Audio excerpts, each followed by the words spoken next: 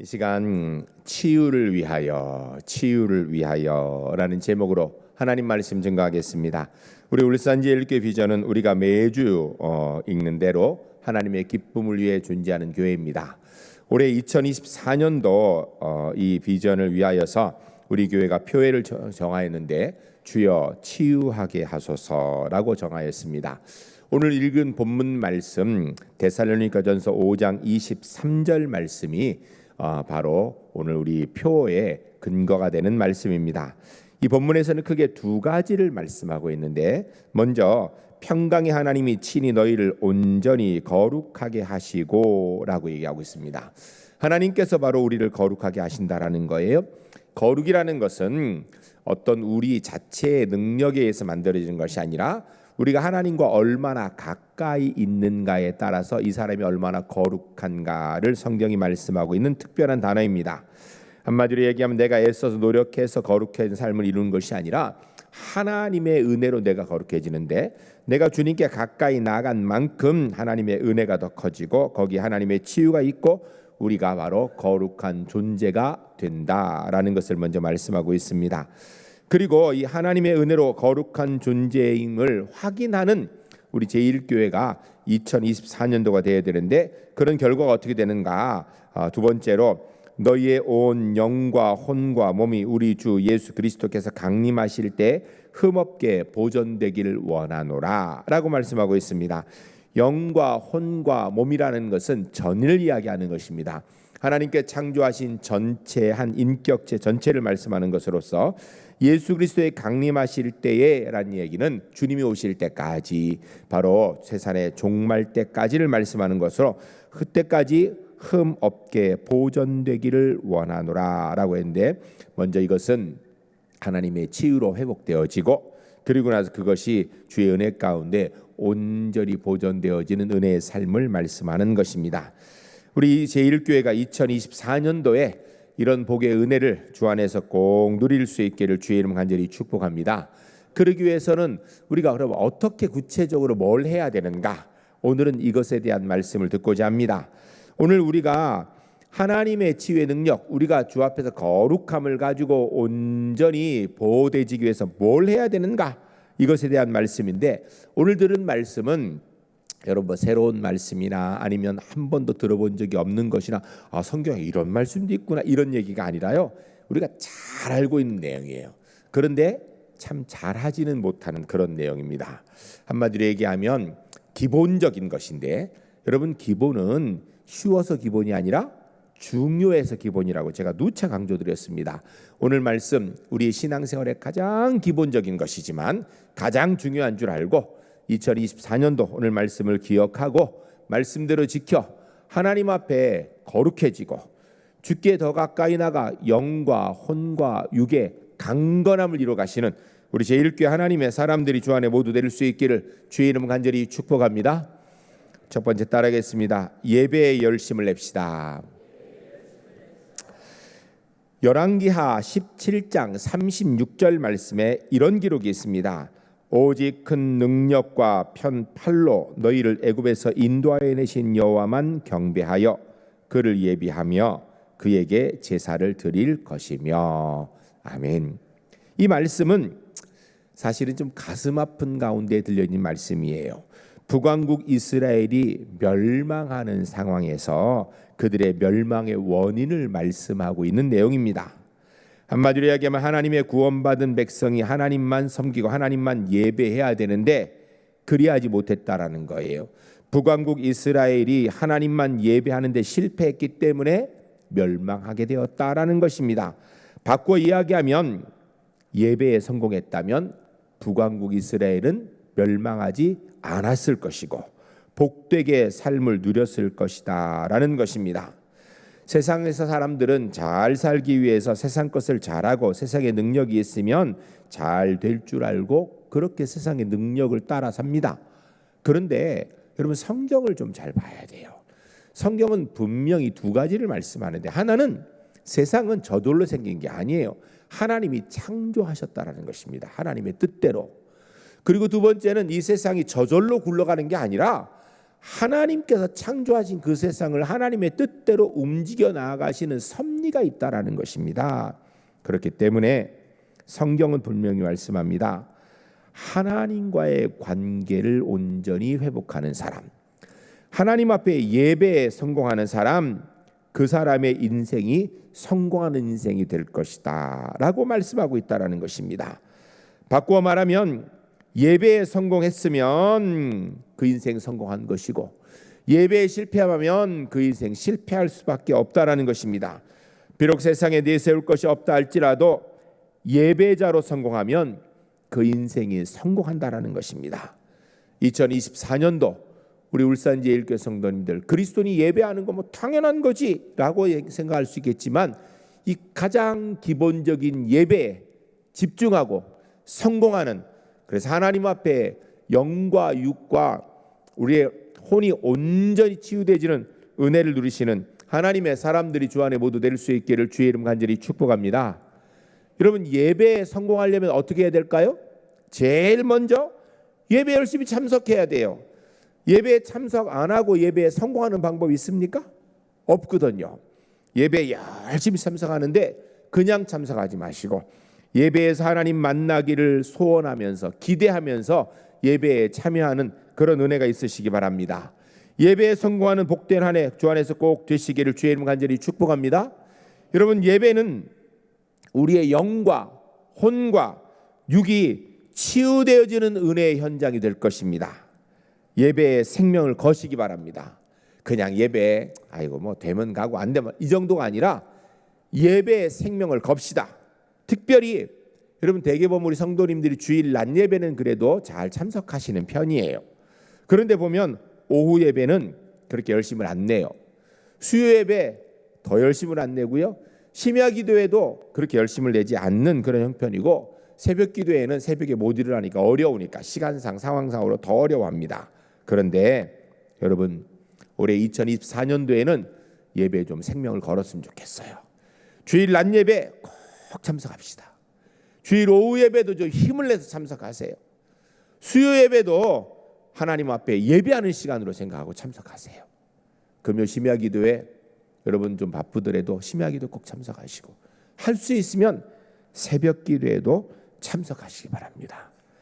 참석한 예배에서 하나님을 만나고자 하는 열정을 가지고 하나님 앞에 나오시기 바랍니다. 그래야 해서 예배 드릴 때 여러분 찬송도 좀 열심히 했으면 좋겠어요. 찬송 뭐 그냥 아이고 뭐 그러지 말고 찬송 소리 듣고 사단이 물러가도록, 하늘 문이 열리도록 좀 찬송합시다. 소리를 크게 해야 열심히 하는 건 아니에요. 물론 소리 크게 하면 좋아요. 그러나 진짜 중심을 담아서 온 마음으로 찬양합시다. 여러분, 기도도 좀 뜨겁게 했으면 좋겠어요. 기도 그냥 늘 하는 그 말고 정말 뜨겁게, 정말 내 심령이 주님께로 태워지는 기도했으면 좋겠습니다. 그리고요, 말씀도 기대하며 들으시기 바랍니다. 오늘 하나님께서 내게 어떤 말씀 주실까? 내가 그 말씀 가지고 어떻게 살아야 될까? 기대하면서 말씀에도 열심히 하시기 바랍니다. 그래서 2024년도 예배에 반드시 승리하는 하나님의 사람 되시기를 주의 이름 간절히 축복합니다. 사단이 방해할 것입니다. 그러나 우리가 주 안에서 방해하는 사단의 역사를 물리치고 예배로 승리하는 하나님의 사람들 모두 될 수 있기를 주의 이름 간절히 축복합니다. 한번 따라하겠습니다. 2024년도 예배에 승리하겠습니다. 찬송 열심히 하겠습니다. 기도는 뜨겁게 하겠습니다. 말씀을 기대하겠습니다. 할렐루야. 그렇게 승리하시기 바랍니다. 두 번째 따라하겠습니다. 말씀에 열심을 냅시다. 말은 대단한 능력을 가지고 있죠. 사람의 말도요, 사람을 바꾸고 능력이 있습니다. 그런데 사실은 누구의 말이냐에 따라서 그 능력이 달라지지요. 여러분, 하나님의 말씀, 여기 능력이거든요. 요한복음 1장 1절 말씀에 태초에 말씀이 계시니라, 이 말씀이 하나님과 함께 계셨으니 이 말씀은 곧 하나님이시니라. 아멘. 이 무슨 이야기입니까? 하나님이 곧 하나님의 말씀이고 하나님의 말씀이 곧 하나님의 능력이라는 것입니다. 여러분, 성경은요, 하나님과 하나님 말씀과 하나님의 능력이 하나다라는 거예요. 그러니까 우리가 하나님의 말씀에 집중하면 거기에 삶의 승리의 비결이 있다라는 것입니다. 그리하여서 여호수아 1장 7절 8절에 하나님께서 여호수아에게 주신 말씀이고, 하나님께서 여호수아를 통해 이스라엘 백성에게 주신 말씀이고, 하나님께서 여호수아서를 통하여서 오늘 우리에게 주신 말씀입니다. 우리 함께 읽겠습니다. 여호수아 1장 7절 8절 같이 읽겠습니다. 오직 강하고 극히 담대하여 나의 종 모세가 내게 명령한 그 율법을 다 지켜 행하고 우로나 좌로나 치우치지 말라. 그리하면 어디로 가든지 형통하리니 이 율법책을 내 입에서 떠나지 말게 하여 주야로 그것을 묵상하여 그 안에 기록한 대로 다 지켜 행하라. 그리하면 내 길이 평탄하게 될 것이며 내가 형통하리라. 아멘. 할렐루야. 할렐루야. 2024년도에는 이 여호수아 1장 7절 8절 말씀이 나의 말씀으로 온전히 이루어지는 은혜가 있으시기를 주의 이름 간절히 축복합니다. 세상 사람들은 성공을 위해서 돈이나 지위나 명예 이런 것들을 추구합니다. 왜냐하면 그것이 성공하는 방법이라 생각해서 그래요. 그런데 오늘 본문 우리가 읽은 말씀에 그리스도의 성경은 다르다라는 것입니다. 물론 그리스도인도 육신을 입었기 때문에 돈도 지위도 명예도 필요해요. 이것과 무관하게 살 수는 없습니다. 이거 무시하고 이거 다 버려라, 필요 없는 거다, 이렇게 얘기하는 게 아니에요. 그러나 우리의 삶의 중심에 하나님의 말씀이 세워져야 된다라는 것입니다. 우리가 하나님의 말씀을 붙들고 살아야 된다라는 거예요. 하나님 말씀을 벗어나면 성공할 수 없다라는 거예요. 하나님 말씀을 벗어나서 성공하는 것 같아 보여도 결국은 실패하게 된다라는 것입니다. 신앙인들 가운데 많은 비리에 연루되어 있는 사람들이 방송에도 나오고 이런 걸 볼 때 있어요. 여러분, 그것을 보면서 그저 교회에 다닌다고 다 진짜 성공하는 신앙인은 아닌 것 같아요. 하나님의 말씀 중심으로 살아야 성공하는 신앙인이 되는 것입니다. 그리스도인은 세상 속에서 분명히 살고 있습니다. 그러나 세상을 붙드는 것이 아니라 하나님의 말씀을 붙들고 살아야 되는 것입니다. 요즘 나에게 말씀에서 벗어나게 하는 유혹들이 혹시 있습니까? 말씀에서 벗어나 다른 길로 가게 하려는 유혹이 있을 때 우리는 그 유혹을 뿌리치고 다시 언제나 하나님 말씀으로 돌아가야 됩니다. 내가 추구하고 성공하는 말씀이 나를 인도하는 길과 다르다면 그 성공은 다시 한번 점검해 봐야 돼요. 하나님의 말씀이 이야기하는 것 성공이 있는데 내가 추구하고 성공하는 게 하나님 말씀과 다르다. 이건 다시 한번 생각해 봐야 됩니다. 말씀 안에서 성공하는 길을 택하는 우리 제1교회 하나님의 사람들 되시기를 주의 이름 간절히 축복합니다. 그 선택이 성공인 것입니다. 하나님의 말씀은 신앙의 기본입니다. 삶의 기준입니다. 예배에서 말씀을 기대하고 집중하시기 바랍니다. 하나님의 말씀이 내게 어떻게 이야기하고 계시는지 귀 기울여 들으시기 바랍니다. 아멘으로 응답하시기 바랍니다. 여러분, 올해는 그리하여서 여러분 꼭 말씀으로 승리하시되, 여러분 하나님 말씀이 선포된 내 말씀인 줄 알고 들으시고, 그리고 여러분 성경 일독도 꼭 하시기 바랍니다. 우리 제1교회가 성경 천독을 하자고 한 지가 벌써 몇 년이 됐는데 한 해도 천독을 채운 적이 없어요. 다들 모자라게 했어요. 여러분, 우리 성도님들이 한 분이 1독씩만 해도 천독이 되는데 우리 성도님들이 뭐 10독, 20독 이렇게 하는 분도 계신데, 그러니까 어떤 분들은 성경을 1년 내도록 한 번도 안 읽는다는 얘기가 많아요.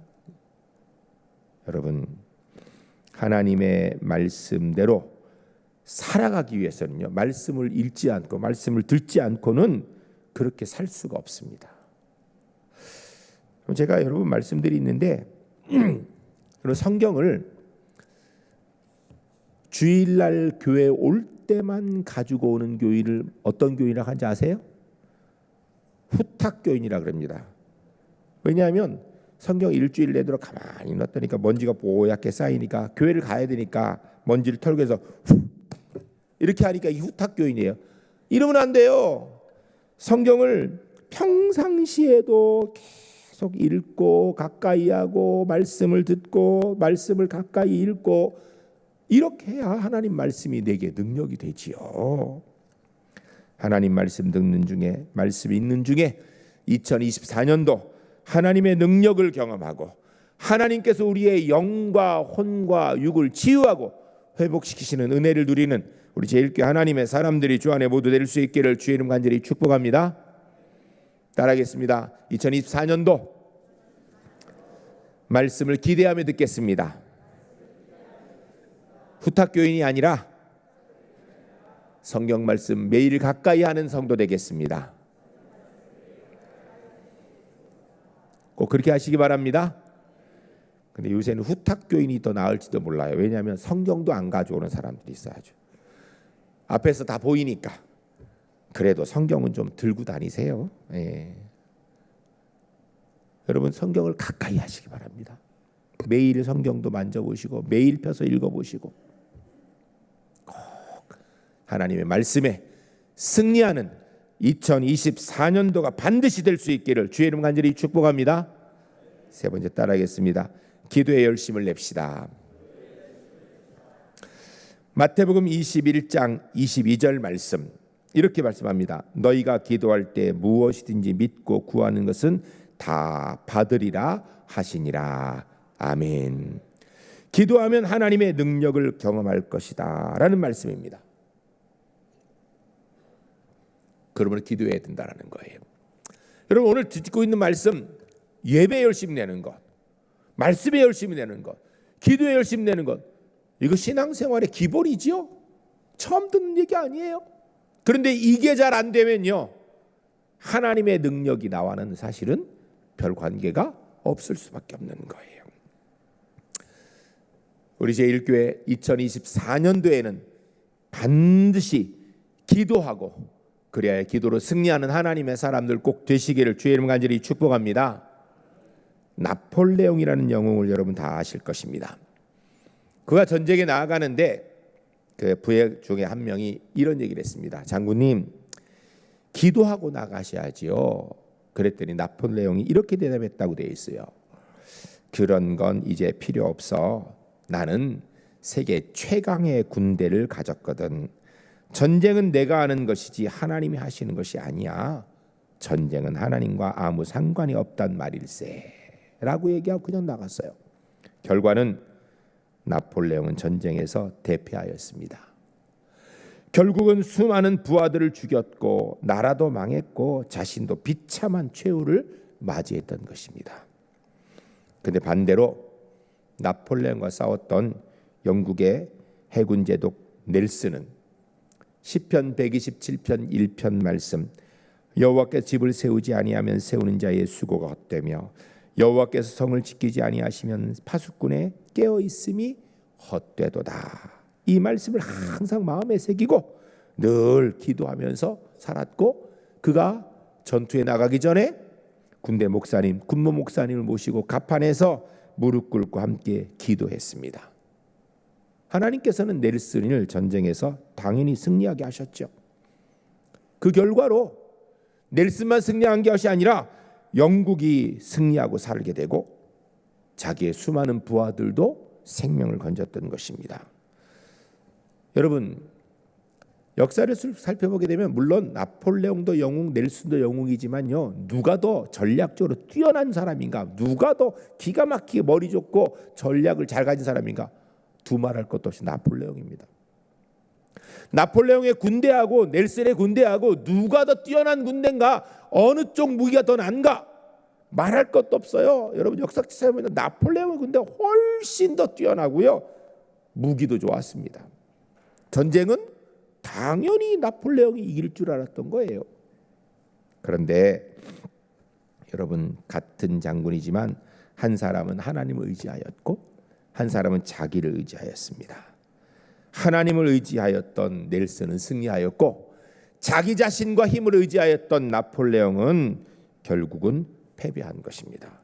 넬슨과 나폴레옹의 차이는 개인의 능력에서 난 게 아니에요. 군대 조직과 숫자와 준비된 힘에서 난 게 아니에요. 나폴레옹은 하나님 앞에 기도하지 않았고요. 넬슨은 하나님 앞에 무릎 꿇고 기도했기 때문에 차이가 난 거예요. 자신의 능력을 의지하고 기세 등등했던 사람이 성경에 보면 또 있습니다. 골리앗입니다. 골리앗은 기골이 장대한 사람이고요. 그는 전쟁 영웅이었습니다. 이런 골리앗을 상대로 다윗이 전쟁을 하게 되는데, 다윗이 골리앗에게 한 말이 사무엘상 17장 47절입니다. 이거 우리의 선포의 고백이 돼야 될 줄 믿습니다. 함께 읽겠습니다. 또 여호와의 구원하심이 칼과 창에 있지 아니함을 이 무리에게 알게 하리라. 전쟁은 여호와께 속한 것인즉 그가 너희를 우리 손에 넘기시리라. 아멘. 할렐루야. 할렐루야. 이 다윗의 고백이 우리 제1교회 성도님들의 고백이 될 수 있기를 주의 이름 간절히 축복합니다. 다윗이 이것을요 골리앗에게 한 얘기예요. 성경은 전쟁의 주권자는 하나님이시라고 말씀하고 있습니다. 한 사람이 기도하면 자기가 속한 가정과 나라의 운명이 바뀔 수 있습니다. 세상에 일어난 일들, 인간이 계획을 세우고 노력하여 승패가 갈라지는 줄 생각하는데, 여러분, 결과는 언제든지 하나님께 있습니다. 왜냐하면 하나님이 세상을 창조하셨고요, 하나님이 세상을 움직이시기 때문입니다. 하나님께서 어떤 사람을 인도하시고 승리하게 하시는가? 무릎 꿇고 기도하는 그리스도인입니다. 기도로 실망과 손실 속에서 영혼의 평안함을 얻는 은혜가 있으시기 바랍니다.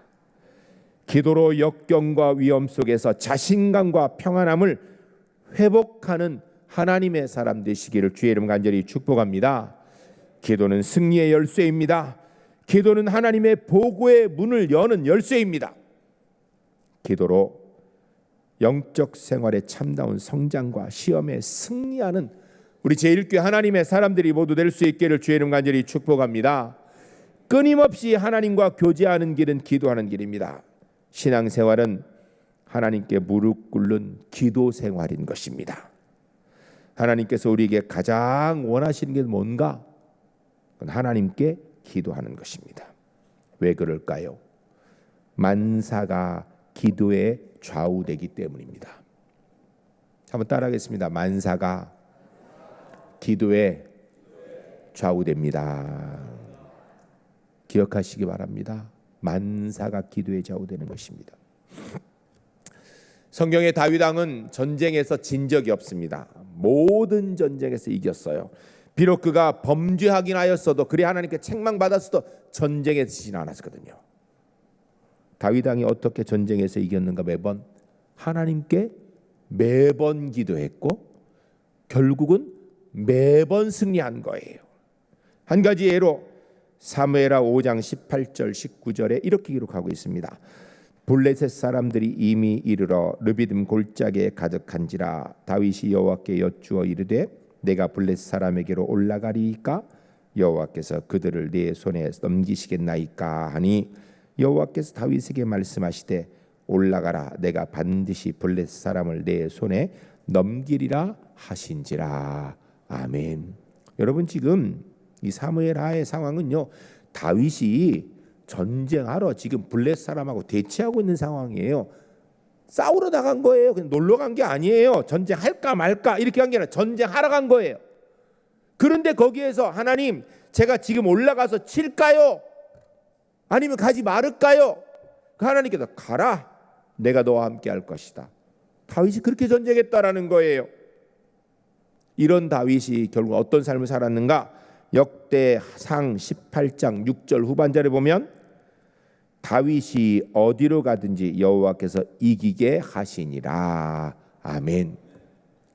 늘 하나님께 묻고 기도하고 전쟁한 다윗은 모든 전쟁에서 이겼다라는 거예요. 모든 전쟁에서 이긴 이유는 그가 능력이 대단해서, 그가 전쟁의 신이라서, 그가 가지고 있는 자원이 풍부해서, 아니면 무기가 뛰어나서, 그의 부하들이 용기가 있어서 숫자가 많아서가 아니라 하나님께 묻고 기도하고 나가니까 그가 승리했다라는 것입니다.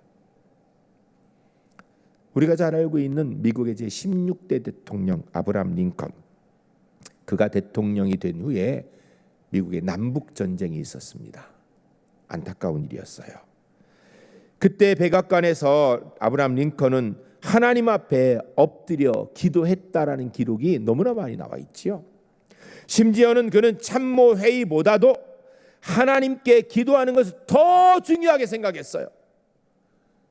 결국 그는 남북 전쟁에 승리한 거예요.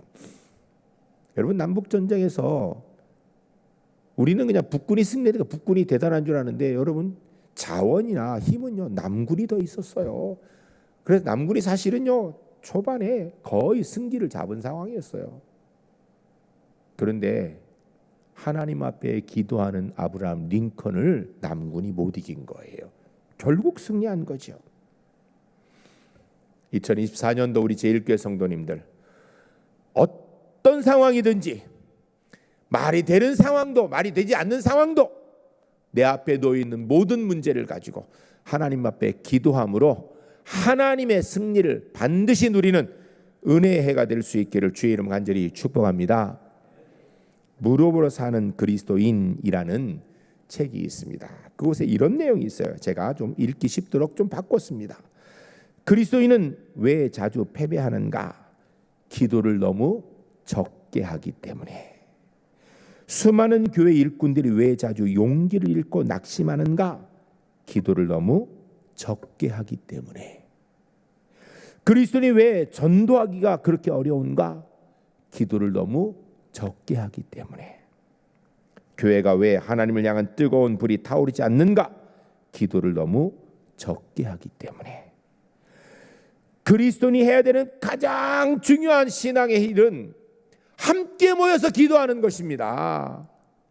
하나님 앞에 기도하는 일이 가장 중요한 신앙의 일이에요. 우리 하나님 오늘도 여전히 능력이 주인 되시는 전능하신 하나님이신 줄로 믿습니다. 그런데 왜 그리스도인이 무능할까요? 이유는 기도하지 않기 때문이라는 것입니다. 지금 우리는 모든 것을 멈추고 기도해야 됩니다. 우리의 모든 일의 우선순위, 하루의 우선순위, 기도가 되어야 합니다. 기도는 지상 최대의 능력입니다. 기도는 세상을 움직이는 하나님의 손을 움직이는 능력인 것입니다. 기도는 우주의 최고의 능력입니다. 기도는 하나님의 권능과 복을 경험하는 방법인 것입니다. 기도로 가정을 세웁시다. 기도로 일터를 세웁시다. 기도로 가정을 지키고 일터를 지킵시다. 기도로 하나님의 자녀들 기르고 보호하고 인도합시다. 기도로 하나님의 뜻을 이 나라와 이 민족 위에 이뤄나가는 우리 제1교회 하나님의 사람 되시기를 주의 이름 간절히 축복합니다. 근데 기도는요 말이 아닙니다. 행동입니다. 기도해야지 말만 한다고 기도하는 것이 아니라 무릎을 꿇어야 되는 거예요. 하나님 앞에 엎드려야 되는 것입니다. 개인 기도 시간 내어서 열심히 하시기 바랍니다. 그리고 공적 기도에도 열심히 참석하세요. 우리 교회에서 공기도, 새벽 기도, 심야 기도에 여러분 힘내세요. 근데 새벽은 사실은 좀 이른 시간이라 참석하기가 좀 어려운 그런 것도 있습니다. 여러분 혹시 새벽 기도가 너무 빨라서 어렵다 그러면 출근하기 전에 한 10분만 먼저 교회 집에서 나오세요. 그래 교회 잠깐 들려 10분만 기도하고 가세요. 제가 새벽 기도 마치고 이렇게 나중에 좀 시간 지나다 보면 우리 집사님 한 분이 늘 보면 이렇게 교회 오셔서 기도하시고 그리고 이렇게 출근하시는 걸 봐요. 여러분 그것도 괜찮아요. 얼마나 좋은 일이에요. 퇴근할 때 그냥 집에 가지 마시고 교회 오셔서 10분만 기도하고 가세요. 금요일 날 저녁 시간은 하나님 앞에 기도하기로 약속한 줄 알고 다른 약속 잡지 마세요. 교회 심야기도에 꼭 나와서 기도하세요. 기도 안 하고 하나님의 능력이 내게 있기를 기대하는 건 그거는 어불성설입니다. 우리 제1교회 성도님 2024년도 기도를 무릎을 꿇는 하나님의 사람들 되시기를 주의 이름 간절히 축복합니다. 기도하는 중에 하나님의 음성 듣는 복된 한 해 되시기를 주의 이름 간절히 축복합니다. 그럴 때 2024년도 우리의 삶에, 우리의 가정에, 우리의 교회, 이 나라 민족에 하나님의 치유의 은혜가 있을 줄 믿습니다. 여러분, 올해 가장 기본에 충실합시다. 예배에 열심을 냅시다. 말씀에 집중합시다. 뜨겁게 기도함으로 우리 영과 혼과 육이 치유되어지고 온전하여져서 주님 오시는 그날까지 흠없이 보존되어지는 우리 제1교회 하나님의 사람들의 복된 한 해가 될 수 있기를 주의 이름 간절히 축복합니다. 기도하겠습니다. 함께 기도할 때 주님, 올해 예배에, 말씀에, 기도에 승리하는 한 해 되겠습니다. 우리 함께 기도하겠습니다.